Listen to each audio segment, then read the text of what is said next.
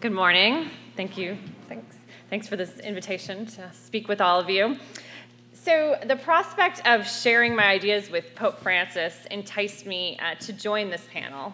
It was really energizing to think that Pope Francis might be a leader who would listen and take our comments and ideas to heart. But at the same time, when I looked at the title, Called to Serve and Know Where to Go, I really felt sad and I felt angry. Really, we're still talking about this, what women can do versus what men can do. In 2015, I really had to deal with some of those emotions. So I told myself to breathe and just think, what would Jesus do?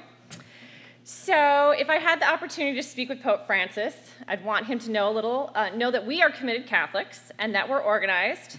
I would tell him about the women who are called to serve. And I hope maybe I can make a connection with him by sharing some about who I am and my story. So I'm a cradle Catholic from a small town, Bourbonnais, just south of Chicago. My dad had me at Mass at 7:30 a.m. every Sunday. We sat in the front row. You could not fall asleep. You could not look around. I was very devoted to the church, and I wanted to serve. In 5th grade, the priest came to our classroom, and he called all the 5th grade boys out to go be trained as altar servers. And my friend and I said, why can't we go? My 5th grade teacher, she didn't have an answer. I think she was a feminist but couldn't talk about it at the time, and she just looked at us and kind of shrugged. Then in 8th grade, they did ask me to be a lector because I speak loudly, somewhat clearly. So they did allow me to be a lector, and back in the sacristy one time, I asked the priest, I don't know how it came up, but I said, well, why can't girls be altar servers? And he looked at me and he said, no girl has ever asked me to do that. And I thought, those boys didn't ask. They just came down, they were taken out of the classroom. So it was an early example to me that even if women are called to serve, their gifts are not wanted. Later in the late 80s in high school, I asked my religion teacher why women couldn't be priests, and he said to me, the U.S. church is ready for women priests, but the other part, the Catholic Church is very big, and the international church, they're just not as advanced, they're not ready. I was sheltered in a small town, and my America-centric view, that kind of kept me quiet for a while. All right, we're ready, but we just gotta wait. So I kept being involved. I worked as an office assistant in the rectory, cleaning up the priest dishes, because they couldn't put them away or wash them themselves. I cleaned up the dishes. And then in college, I ran a service ministry out of the campus ministry office, again, answering phones for the priests and taking messages. So just before my senior year, I got to help be on the hiring committee for the campus minister. And when he was hired, a lay minister, his first thing was going to call to action. I had no idea what it was, but I felt obligated. I got this guy hired. So got onto a van one Saturday morning, had no idea where I was going, half asleep. But on the way to the hotel, I started reading this brochure, and it said something about a panel on women priests. And I was like, oh, they're going to tell me why this can't happen. But surprise, I walked into a room with standing room only, and Ruth Fitzpatrick, the co-director, or the founding director of the Women's Ordination Conference, was talking about how she'd been protesting out in front of the U.S. Catholic bishops' meetings. There were pumpkins, there were great displays. So I found my home. I was no longer alone. I found a community of people that were supporting women's roles in the church, and I became an activist. And I learned about this decades-old movement and this large community of support. So from my story, what's my takeaway from Pope Francis? Is that my story is now more than 40 years old, and it did take me about 20 years to find like-minded people. So maybe Pope Francis hasn't found his supportive, non-sexist community yet. So I'm here to say, here we are. We're here, there's many of us, and we want to work with you. So again, perhaps Pope Francis has been busy with Vatican protocol and such that all the petitions we've hand-delivered to his door, that he's missed these, that the banners we've hung throughout the world, the pink smoke that we burned in Rome, maybe they just haven't caught his attention. And he really doesn't know who we are as a church reform community. So I just give him a quick overview. So the organization I've had the greatest role with is the Women's Ordination Conference. And we're the largest national organization, been around since 1975. And we work to get women ordained as priests, deacons, and bishops. And we don't just want to add women and stir. We know that there are issues with the current system. So we want women to be ordained into an inclusive and accountable Roman Catholic Church. We see that the current hierarchical and patriarchal system has issues beyond just excluding women. We promote new perspectives on ordination that call for more accountability and less separation between clergy and laity. Our vision is to reclaim the Christian tradition, the early Christian tradition of a discipleship of equals. We dedicate ourselves to return the church we love back to the example of Jesus, to be a radical table community where all are invited and included. So, the Women's Ordination Conference works with many other national church reform groups like Call to Action, Future Church, Corpus, Catholics for Choice, just to name a few. And there are also international groups that are working to achieve this vision. So I hear the Pope is pretty tech savvy. So I tell the Pope to follow all of us on Facebook, Google us, and tweet to hashtag priestly people come in both sexes. I think as the Pope searches his web, he would find all the work that these organizations have done to address the issue of women's ordination over the decades. He would find much data supporting women's ordination. He'd find the countless scriptural studies and dissertations. He'd find reviews of the 1976 Pontifical Biblical Commission, which found no scriptural evidence to prohibit women's ordination.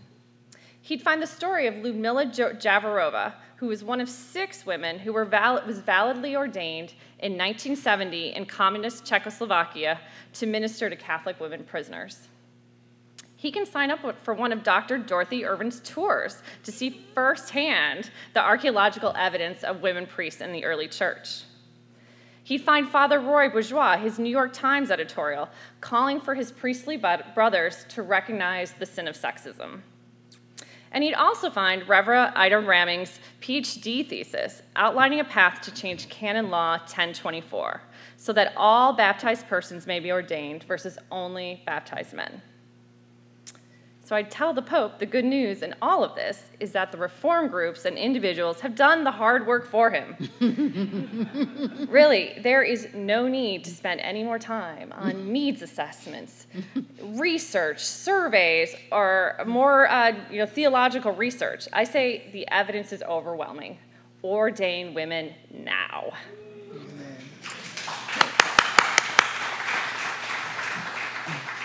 Yes, it's direct. But life is short, and we need to move this discussion along. So the Pope may ask, well, how do we do that? I'm like, glad you asked.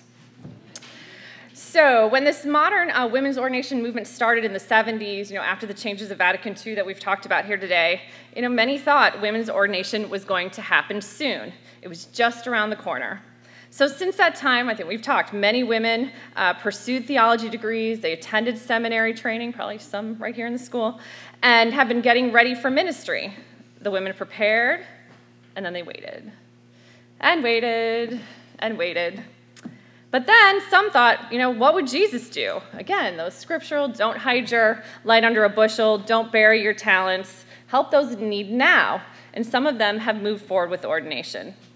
So one easy step would be for the Pope to accept and welcome with open arms the women's ordinations that have occurred and add a whole lot of passionate priests to his team immediately. I'd suggest that the Pope visit Spiritus Christi Church in New York, where the pastor Mary Romerman, she was ordained in 2002 as a Catholic priest through the Ecumenical Catholic Communion. If you visit this church's website, it looks a lot like most other churches' websites. You can sign up for baptismal classes, you can say you want to go to marriage prep, it lists volunteer opportunities with various ministries. Oh, yeah, there's a woman priest, and they do welcome and fully include members of the GLBTQ community. But guess what? It's been 16 years, and the world, it hasn't been a disaster. The Catholic Church throughout, the institutional church threw this community out, but it hasn't been the end of the world. This community is thriving and can really serve as a great example for all Catholic churches. Then we have the Roman Catholic women priests. They began ordaining in 2002. They began with 7 ordinations on the Danube River. So RCWP and their sister organization, ARCWP, they have women in over 30 states, and 3 provinces of Canada, and also some other countries. So if you're looking for a woman priest, you can go to their site and look, it's a very interactive map. You can click and find a woman priest in your area. So every one of these women, serve as an example of how the priestly model may be re-envisioned and help point the institutional church to a path to include women. But again, just adding the women to the existing system isn't going to be the answer to all the problems of the Catholic Church and its hierarchical and patriarchal system. But groups like RCWP, the Ecumenical Catholic Communion, and then we also talked a little bit about the intentional Eucharistic communities that have called forth priestly leaders from their groups. All these people have been experimenting with a number of models, and they have much to share with the Pope about what has worked and what hasn't. And they've worked for more than decades now to create inclusive Catholic communities. Let's ordain women and fully include them in the discussion for how to renew the priestly ministry. And I think, Chris, we might have shared our speech. I said, it's never going to be perfect. The system's not going to be perfect, even with women.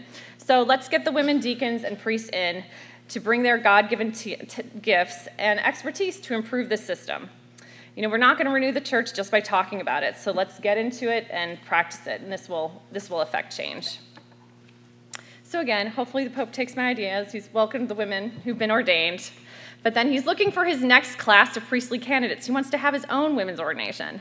So again, we've talked about it today. He does not need to look far. There's a multitude of women ready to be ordained, who work for the institutional church. They're educated, they're prepared just like male priests, and they do the same work as priests. They just don't have the same authority or get to make the same decisions. So we've talked about it today. You just need to look around at our institutional churches and see who's doing the work. So he has a number of perfect candidates for his first ordination.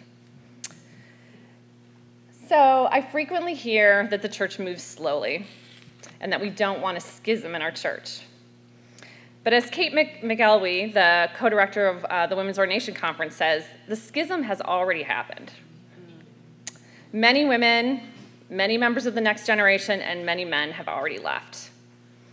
The survey just released that was commissioned by Catholics for Choice reported that 75% of Catholic millennials, so those between the ages of 18 and 34, want women to serve as men in the Catholic, they want men and women to have an equal role in the Catholic Church.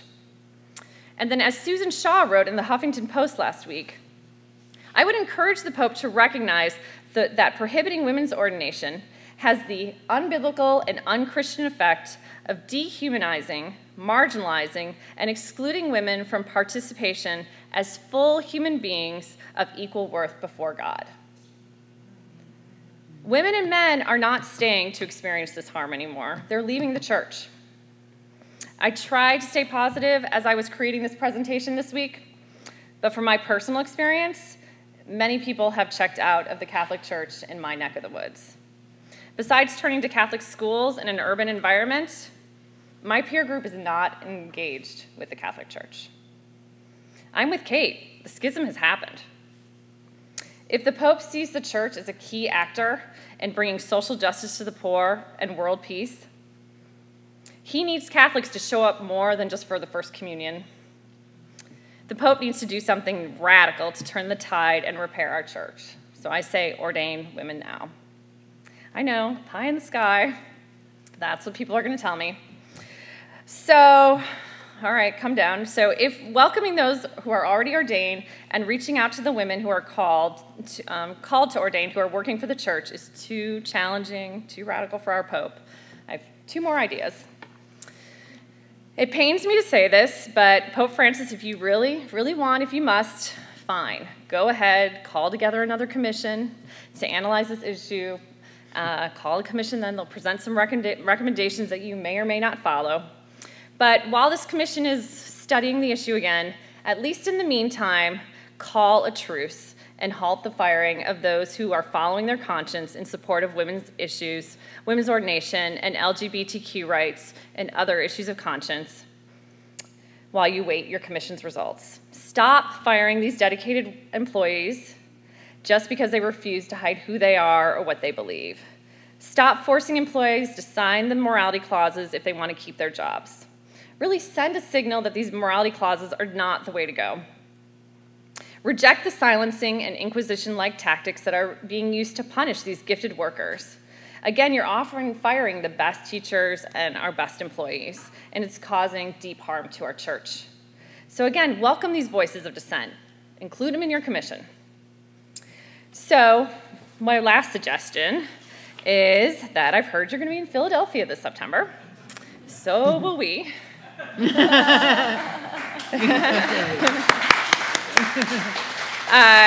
So we will be there for the Women's Ordination Worldwide Conference. You're probably thinking, wow, and that's what we call ourselves, the Women's Ordination Worldwide. Our conference is from September 18th to the 20th. I have some invite cards right here, and there's discounted registration till August 1st. And then this goes to, I'm talking from my perspective as an American Catholic, but this is going to be speakers from Spain, Great Britain, South Africa, the Philippines, Sri Lanka, and Australia. We're also including presentations from Mormon feminist Katie Kelly and Azra Namani, who's speaking about her journey as a Muslim, to include women equally. So Pope Francis, we'd love for you to be there, and if your people call my people, we can get you a deal. We can get you a deal. Yes. So I'd call on Pope Francis to be brave, welcome the women priests in his midst, and ordain women now. In doing so, it will shore up the Catholic Church for a bright future of bringing forth social justice and living out Jesus' gospel of love. But again, Pope Francis, I ask you to do something quickly, because I'm pretty sure I hear the Episcopals knocking at my door. So, thank you.